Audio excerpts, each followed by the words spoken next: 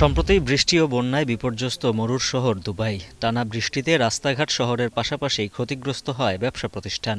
দুবাইয়ের পাশাপাশি বন্যার কবলে পড়ে ইয়েমেন ও ওমান। মধ্যপ্রাচ্যের দেশগুলোতে যখন বৃষ্টি বন্যায় নাজেহাল জনজীবন, তখন উল্টো চিত্র লাতিন আমেরিকার দেশ কলম্বিয়ায়। রাজধানীর বোগোতায় দেখা দিয়েছে তীব্র পানির সংকট।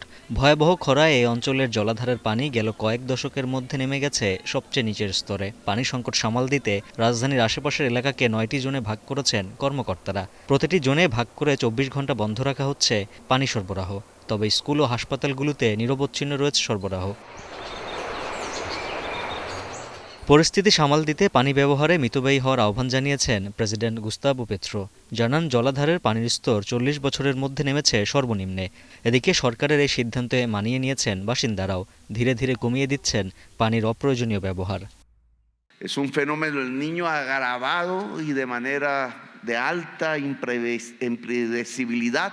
El agua que llueve en las montañas es el agua que utilizan las ciudades para... Lo mismo, se trabaja lo mismo con las bombas, los tanques cerrados, las piscinas. Hombre, pues yo creo que todo es preocupante, ¿sí me entiende? Tenemos que tener conciencia todos.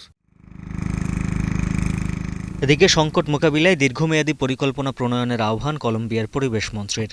পানি সংরক্ষণে জলাধারগুলো স্বাভাবিক কার্যক্রম নিশ্চিত করা না গেলে শহর জুড়ে ঘাটতি দীর্ঘ সময় চলতে পারে বলেও সতর্ক করেছেন তিনি।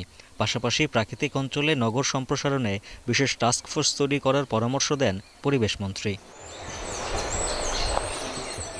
পর্বত মালভূমিতে অবস্থিত বিশ্বের সবচেয়ে উঁচু রাজধানীর একটি বোগোতা শহর। সমুদ্রপৃষ্ঠ থেকে ৮৫০০ ফুট উঁচুতে এর অবস্থান। দেশটির পূর্ব দিকে আন্দ্রিজ পর্বতমালা আর পশ্চিমে রয়েছে সবুজ উপত্যকা। শহরটির মোট পানির ৭০% সরবরাহ হয় চুজা ও সান রাফায়েল জলাধার থেকে। উজ্জ্বল হাফিজ, এখন বিশ্ব। ওয়ালটন ফ্রিজ কিনে অনেকের মতো আপনিও হয়ে যেতে পারেন মিলেনিয়াল। সেরা পণ্যের সেরা অফার।